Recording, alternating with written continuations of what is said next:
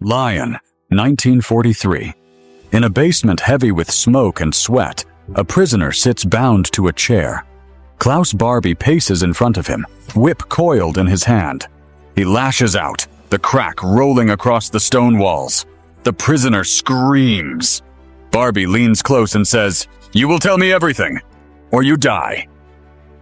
We like to think men like this were punished after 1945. But that's not what happened. When the Reich collapsed, it wasn't only the butchers in the torture chambers who slipped away.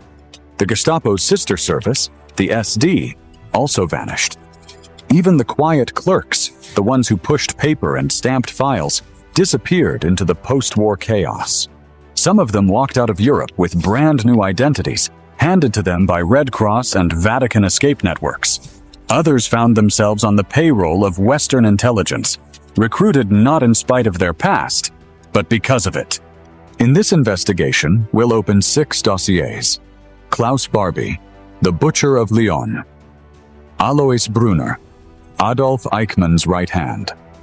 Herbert Kappler, who ruled Rome with iron fists. Josef Meisinger, the Butcher of Warsaw. Franz Stangl, Commandant of Treblinka. And Heinrich Mueller, the Gestapo chief who vanished without a trace. This isn't rumor, it's documented. The paper trail runs through the U.S. National Archives, where Klaus Barbie's CIC file was unsealed. It appears in the Lyon trial records, where survivors testified under oath. It's confirmed by extradition requests filed against Alois Brunner. And it's carried in the research of Nazi hunters like Serge Klarsfeld, who spent decades chasing the Butcher of Lyon. Every alias, every escape route, every deal is preserved in ink and testimony. And yet, after 1945, these men slipped through the cracks. Who gave them cover? Who protected them? And why? In Lyon, they called him the Butcher.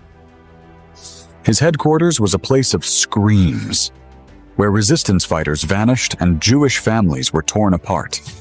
Prisoners were strung up on meat hooks, beaten with whips until their backs split open. Children were forced to watch their parents tortured. He ruled with terror. You would think that after 1945, a man like this would rot in prison. But Klaus Barbie didn't face justice. He cashed paychecks from the Americans. That's where his second life began. Born in 1913 in Germany, Barbie grew up in a nation hungry for revenge after World War I. He found his calling in the Nazi Party, joining the SS as a young man, tall, broad-shouldered, and cold-eyed. He fit the image of the perfect Gestapo officer.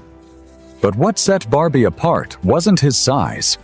It was his remorseless cruelty, his appetite for domination, and his talent for breaking people in ways that left scars far beyond the flesh. In 1942, he was sent to occupied France and given command of the Gestapo in the city of Lyon. From that moment, fear spread like wildfire. Resistance fighters whispered his name with dread. Families hid in basements at the sound of boots on cobblestones, praying Barbie's men weren't knocking on their door. His headquarters became infamous, an address of screams where prisoners entered but often never came out. Barbie did not simply command torture, he performed it. Survivors told of his methods: whips, fists, boots, and endless hours of psychological torment. He reveled in humiliation, forcing people to betray their comrades, breaking spirits before breaking bodies.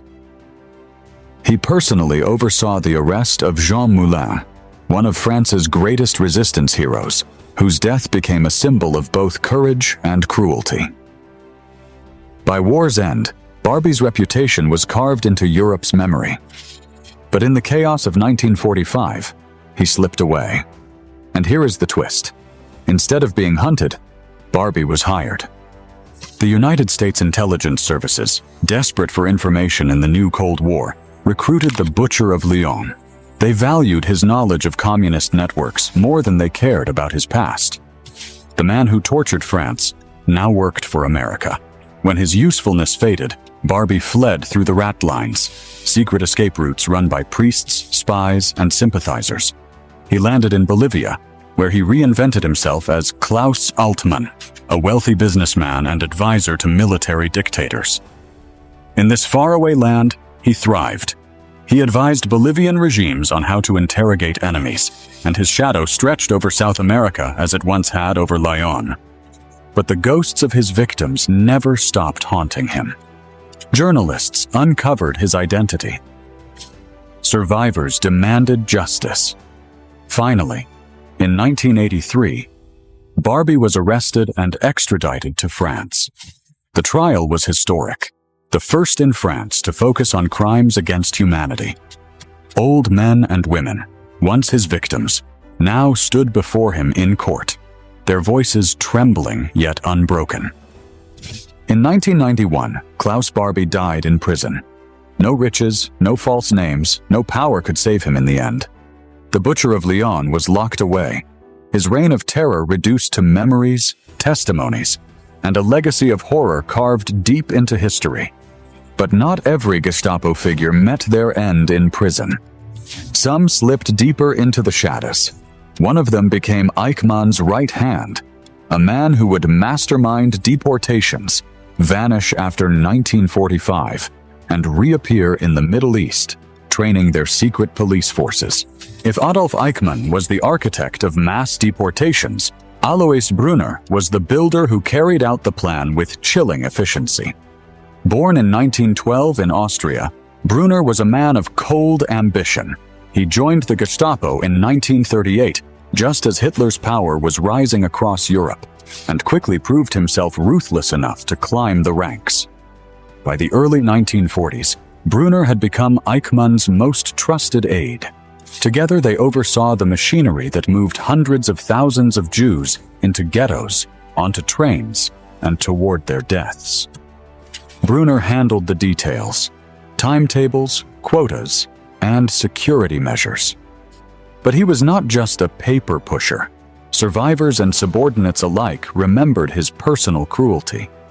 He ordered shootings without hesitation, oversaw raids, and treated lives like chess pieces to be moved and removed at will. Even other Gestapo officers feared his sharp temper and merciless orders. When Germany fell in 1945, Brunner did not wait around for justice. Using forged papers and Nazi rat lines, he escaped Europe and slipped into the Middle East. By the early 1950s, he was living comfortably in Damascus, Syria, under the name Dr. Georg Fischer. Far from hiding quietly, Brunner became an advisor to the Syrian government, training their intelligence services in surveillance and torture. The man who once served Hitler now taught others how to rule through fear. His presence did not go unnoticed.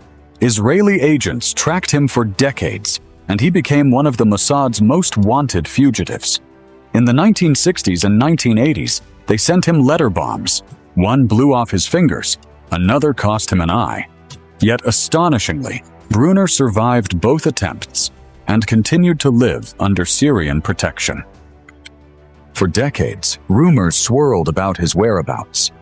Journalists photographed him in Damascus apartments. Neighbors recalled seeing the old German, and intelligence reports confirmed his ties to the Syrian regime. But he was never extradited, never stood trial, and never faced a courtroom. It is believed that Alois Brunner died around 2010, alone and blind, in a basement prison in Damascus. If true, his death came not by justice, but by time. His story became a bitter reminder of how some of the Gestapo's most dangerous men managed to escape punishment, living out their lives far from the ruins of Berlin. Brunner thrived openly abroad, but others didn't need to flee halfway across the world to escape justice. One of them lived under guard in Italy, walking in and out of a military hospital until the day he simply vanished, not as a fugitive in the night, but as a man escorted by his wife. If terror had an address in Italy during World War II, it was stamped with the name Herbert Kappler. He wasn't the kind of Gestapo officer who screamed orders in the street or cracked whips in dark cellars. His cruelty was colder, sharper, like a scalpel wielded by a surgeon who knew exactly where to cut. Born in 1907, Kappler trained as a lawyer before trading law books for the black uniform of the SS. He joined in 1932, one of the eager early recruits who saw in Hitler's rise not just politics, but destiny. By the time German troops marched into Rome, Kappler had risen to become the Gestapo's mastermind in the city. An overlord who treated Rome not as a capital, but as a hunting ground. He ruled by calculation, not impulse. Kappler orchestrated arrests, deportations, and executions with a bureaucrat's precision. The ink of his signature was deadlier than bullets. He ordered Jews rounded up in the ancient ghetto of Rome, shipping thousands to Auschwitz. He calculated reprisals with chilling mathematics. For every German soldier killed by partisans, 10 Italians would die in return. His most infamous act came in March 1944. After partisans killed 33 German soldiers in a bomb attack, Kappler retaliated with the Ardeatine massacre. In cold efficiency, he drew up lists of names, 335 Italian men, dragged from prisons and executed in caves outside the city. No trial, no mercy, no chance. The caves became tombs, the walls black with gunfire and grief. Even today, the name Kappler sends shivers through Italy. When the war ended, Kappler could not hide. The Allies captured him, and in 1948, an Italian court sentenced him to life in prison. For many, it seemed like justice at last. But Kappler was no ordinary prisoner. Even behind bars, he remained calculating, waiting, plotting. As the years passed, Kappler played the role of the aging war criminal, frail and fading. By the 1970s, he was seriously ill with cancer. But in 1977, a twist worthy of fiction shocked Italy. During a hospital stay, his wife smuggled him out in a suitcase. Yes, literally rolled her husband past guards who never noticed. Kappler, the architect of massacres, slipped through their fingers like smoke. He fled to West Germany, shielded by sympathizers who saw him not as a monster, but as a man worth saving. There he lived his final months in freedom, dying in 1978, without ever returning to Italian custody. For the families of his victims, it was an insult carved into memory. Kappler's story shows the terrifying reach of loyalty and power. Even prison walls could not contain the shadows he cast. But not every Gestapo figure needed prison escapes or dramatic trials. Some slipped into foreign service, carrying their brutality overseas. One of them earned the name the Butcher of Warsaw, and when the Reich collapsed, he turned up in Tokyo, trading one axis of power for another. In occupied Poland, one name froze blood faster than a bullet: Joseph Albert Meisinger. To the people of Warsaw, his arrival meant death, despair, or disappearance. He wasn't just another officer in a black uniform. He was terror made flesh, the Gestapo's cruelty given a human face. Meisinger was born in 1899 in Munich, the son of a civil servant. Like many of his generation, the First World War shaped him. He served as a soldier, watched Germany collapse, and returned to a country filled with anger and chaos. When the Nazis rose, Meisinger found his place quickly. By the early 1930s, he had joined the Nazi Party and the SS, rising fast thanks to his cold efficiency and unshakable loyalty. In 1940, he was appointed head of the Gestapo in Warsaw. The city was already a place of suffering, crammed with Polish citizens under curfew, patrolled by German troops, and surrounded by barbed wire. But under Meisinger, the cruelty reached new depths. He ordered mass arrests of resistance fighters, students, and intellectuals. Torture chambers in Warsaw ran day and night, echoing with screams. Firing squads were assembled with chilling regularity, sometimes killing dozens at a time. His men stormed safe houses and dragged families into the streets, sending them to prisons or directly to execution sites.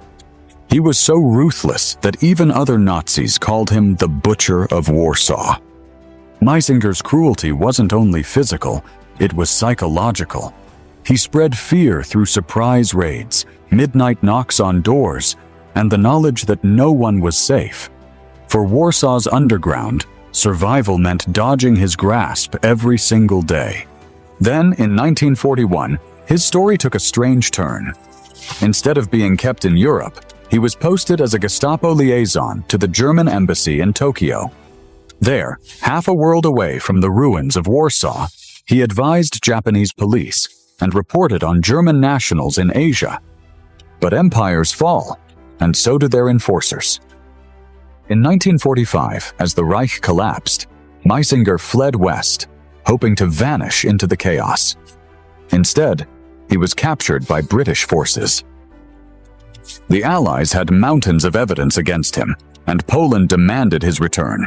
He was extradited, tried for war crimes, and in 1947, the Butcher of Warsaw was executed by hanging. His story ended at the gallows. Justice, at least in this case, was swift, but others slipped away.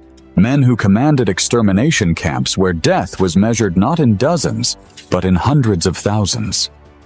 One of them disappeared into South America, building a quiet life under the sun, while the ghosts of Treblinka whispered behind him. If cruelty could wear a uniform, it would have looked like Franz Stangl. He was not the kind of Gestapo officer who terrorized with a whip or pistol. His weapon was scale. His battlefield was the extermination camp. As commandant of Sobibor and later Treblinka, Stangl did not kill a few. He killed hundreds of thousands. Born in Austria in 1908, Stangl began his career as a police officer, a man trained in order and routine.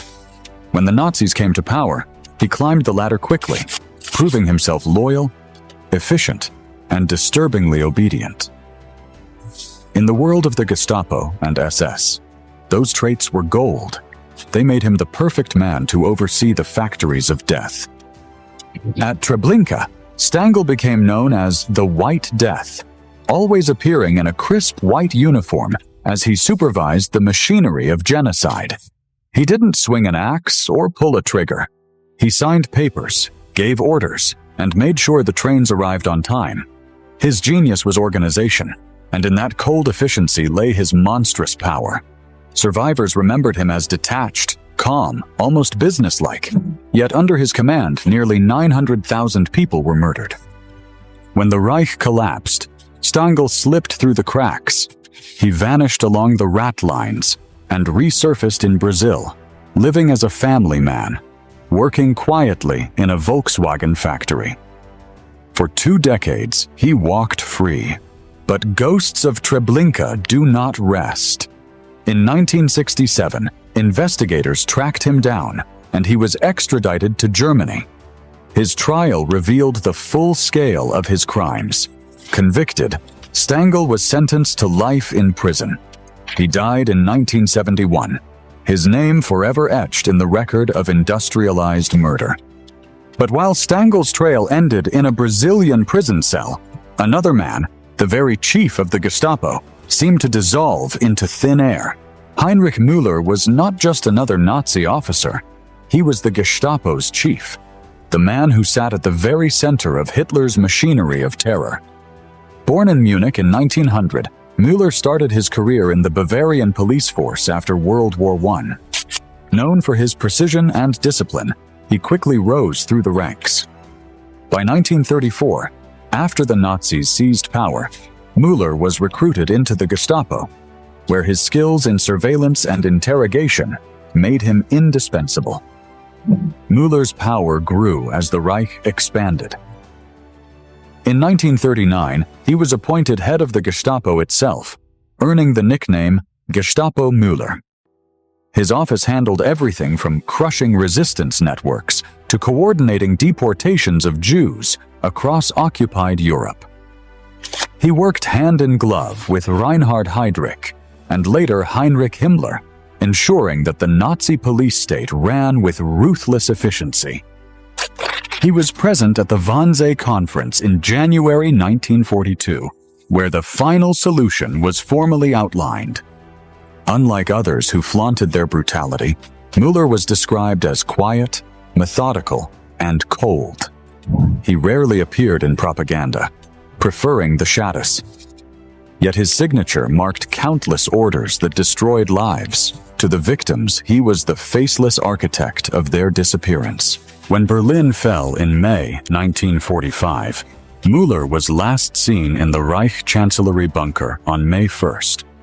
Accounts place him alongside Hitler's inner circle during the final days. But after that, nothing. No confirmed capture, no trial, no grave.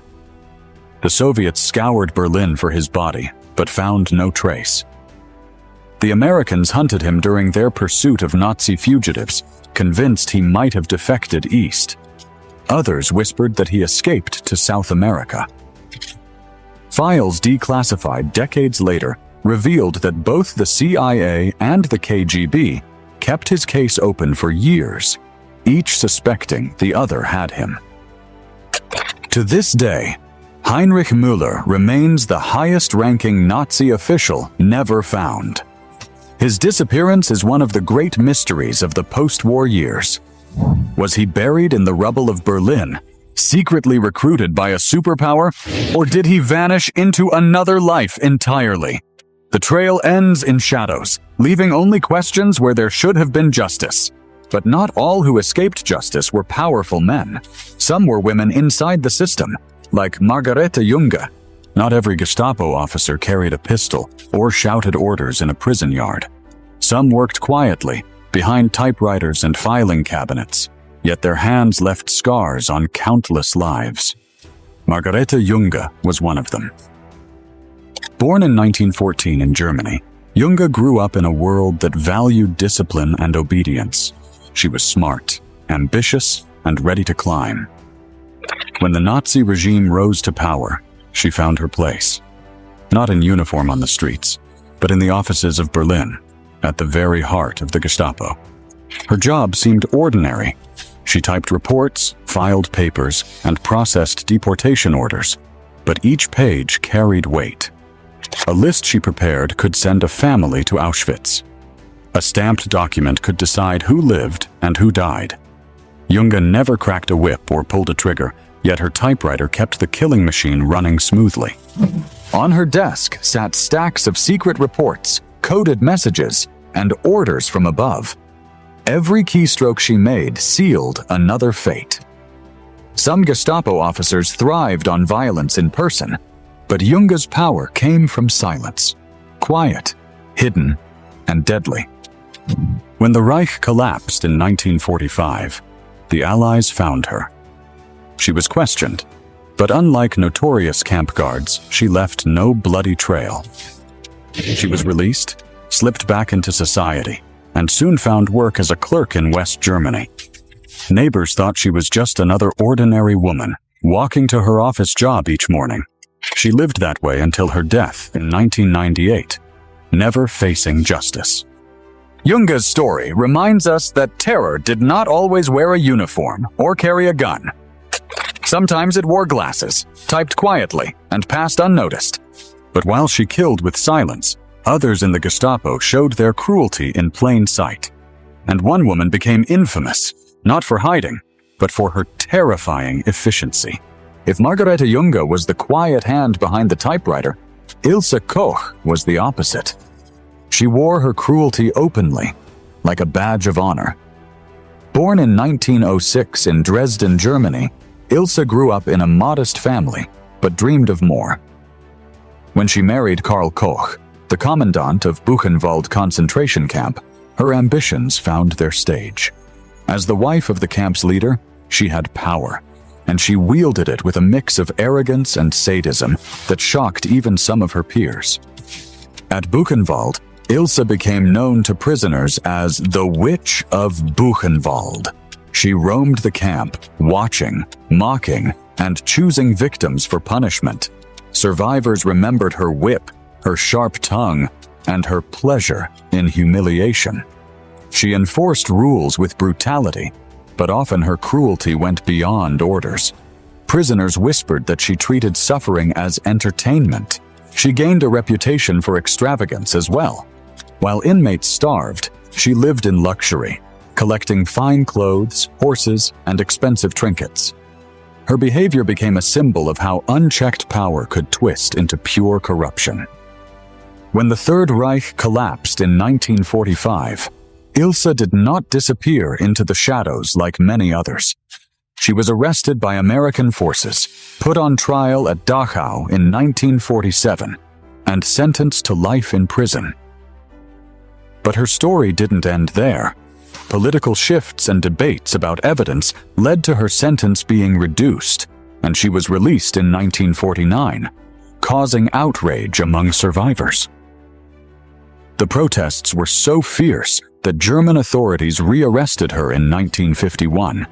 A second trial in West Germany laid bare the depth of her cruelty, and she was once again sentenced to life imprisonment. By then, the legend of Ilse Koch had already spread across the world. She became one of the most infamous women of the Nazi regime.